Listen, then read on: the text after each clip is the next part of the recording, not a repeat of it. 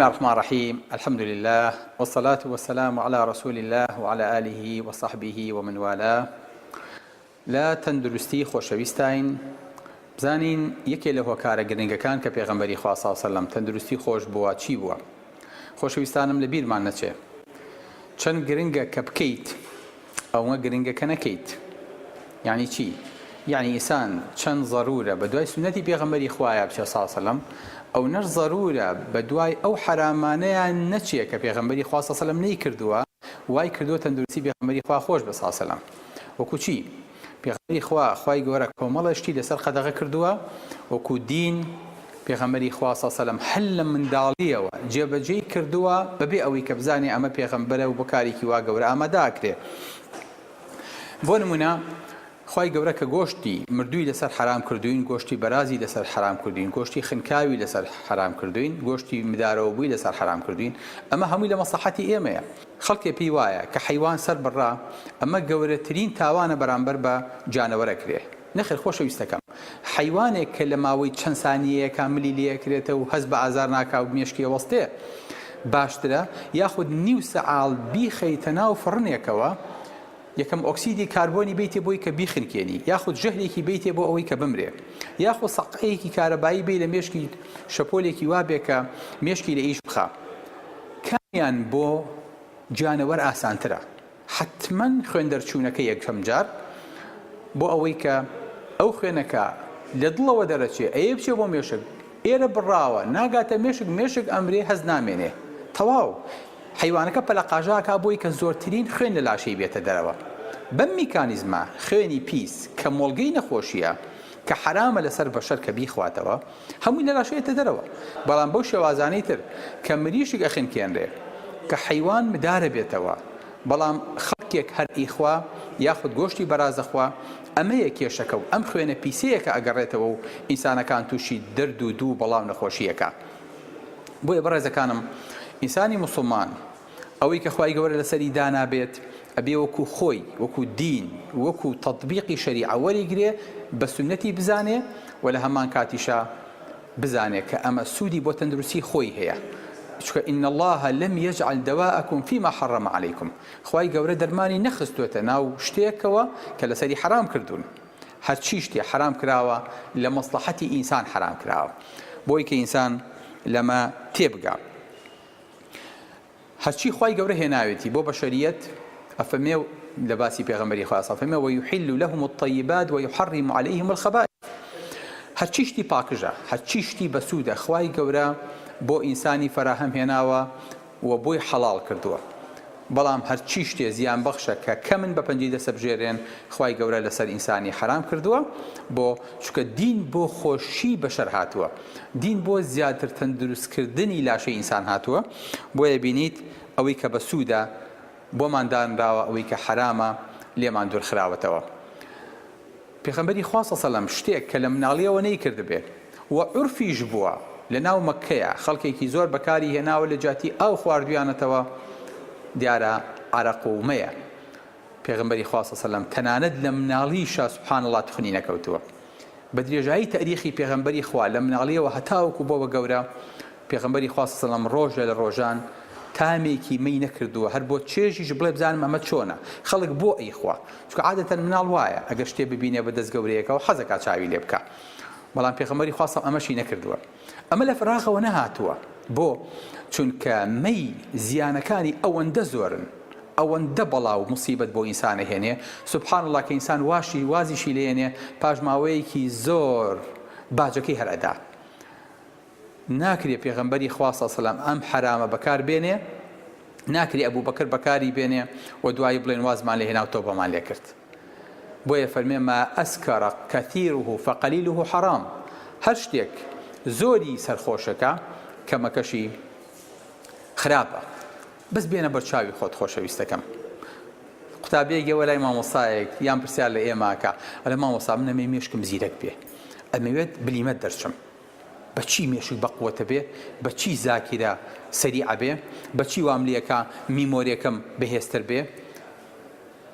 ئەڵێن کوڕم ئەم جۆرە خواردنانە بخۆ، ئەو کاتانە سەعی بکە، ئەم زیکرانە بکە، بەو شێوەیە سەعی بکە. من کەسێکم نەبینیوە بڵێ مامۆستا چۆن عەقڵم لە ناوبەرم، چۆن خۆم بێهۆشکەم، چۆن مێشکم بپێچمەوە و بیخەمە ناو تورەکەی و بیخەمە ژێر پێمەوە. من ڕاستیکی کەسی وام نەبینیوە. ئەو نە بەشی عەقڵی پێوە بێ، ئەو نە هیزری پێوە بێ و دواییش بانگەشەی ئەوە کا بڵێ وەڵام من عاقڵم و حەیشەکەم وەڵا هۆشم لای خۆم نەمێنێ. کورە تا نەخۆشێک هۆشی لای خۆی نایاڵین و بەنجەکەی نەمە ڕۆحمان دەرەچێ تا قەناعەتی پێکەیت. نازانم ئینسانێک بەم ئاسانیە ئەم مێشک و نیعمەتە کە خوای گەورە پێیداوە بەبێ ئەوەی کە خەڵک پارەی باتێ.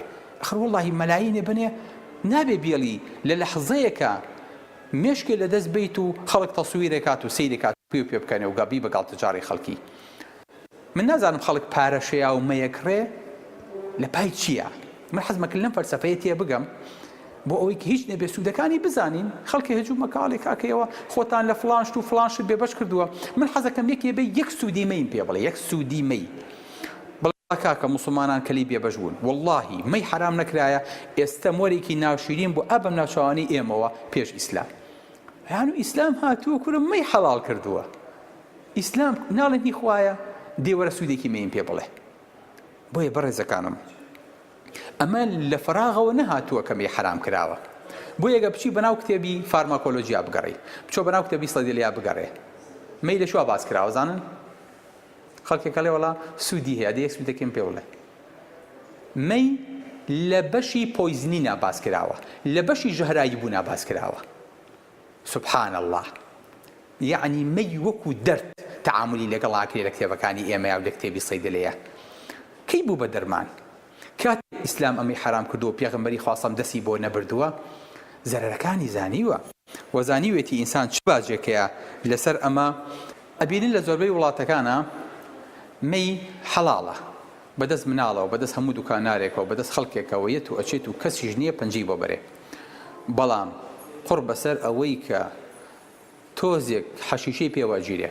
من پرسیار لە جەنابتانەکەم مەی، حەشیشە، ماریجوانا، هیرۆین کامیان خراپن؟ ئەزان ئەو بەحسی لای ئێمەڵێ لە زۆر خواردنەوەی مادەکانە لە تەعەڕوز بۆ وەکۆڵە جورعەیەکی قاتل، وەکۆڵە لارج کۆنسەمشن زۆر بخواتەوە. خراپترینی ئەم هەموو مادانە چییە؟ عەرەقە، مەیە، کحوولە. یعنی حەشیش لە دەرەجەکانی دواوەیەت. ئەی باشە بۆ عەرەق حرام نییە، بۆ ئەمانە حرامن و عقوبەی سژن و غەرامەی لەسەرە؟ لەبەرێکی ئێمە بەڕاستی هێشتا لە مۆزوعاتێ نەگەیشتوین. زیانەکانی عەرەقمان وەکو پێویست هەتا ئێستاکەنا لا ڕوون نییە، وەکو خوای گەورە بۆی ڕوون کردوینەتەوە و لەسەری حرام کردوین. بۆیە بینی ئەوەی کە مەی ئینسانە کوژێ لە ماوەی ساڵێکە، مەلاریا و سیل و ئایدز بە هەموویانەوە پێکەوە ئەوەی ئینسان لەسەر ئەزان ناکوژن. لە جامعەی کامبرج ئەم بەحسە دەرچووە و منەظەمەی سەحەی عالەمی ژەڵێ هەموو 5 کەسێک کە لە رووسیا ئەوروپای شەرقی ئەمرن بەهۆی مەی و بەهۆی عەرەقەوە مرن. ئیتریان مباشرەتەن بەهۆی عەرەقەوە مرن، یاخود غیر مباشر بەهۆی عەرەقەوە جانیان لەدەسەدەن. ئەم مۆزوع ئەمریکا ویستی چارەسەری کە ساڵی 1990 کە زیانەکانی مەی بۆ دەرکەوت، هەستا قانونیەکی دەرکرد بە تەحریمی مەی. هەموو ویلایەتەکان یاخود زۆربەی ویلایەتەکان لەسەری کۆک بوون. وای لێ هات هەر کەسێ پێی بژیرایە، تیجارەتی پێوە بکردایە، بیخواردایە، نەقلی کردایە، غەراماکرا. پاشەوەی خەڵکێکی زۆر غەرامەکرا، خەڵکێکی زۆر چووە سژنەوە. عەرەق لە هەموو شوێنەکە ئەنجا وردە پەنایان برد بۆ مافیا و کاوبۆی. ئەچوون لە ماڵەکانیانە دروستیانە کرد بۆ ئەوەی کە قەرەبووی ئەوە بکەنەوە. پاش 14 ساڵ لە حرامکردنی مەی ساڵی 1990 ساڵی 1920 تا تەطبیق کرا، ئەمریکا بە ناچاری ساڵی 1933 تعدیلی قانونەکەی کرد و هەڵی وەشانەوە کە مەی حرام بکات چکە پێی حرام نەکرا، پێی مەمنوع نەکرا، لەسەرەوەی کە ئەم هەموو دکتۆرە داکۆکییانە کرد ئەم حاڵەتە حاڵەتێکی زیان بەخشەوە کوشندەیە و ئەبێ فریای کەون. ئەمەش دوای چی کرا؟ دوای حربی عالەمی یەکەم.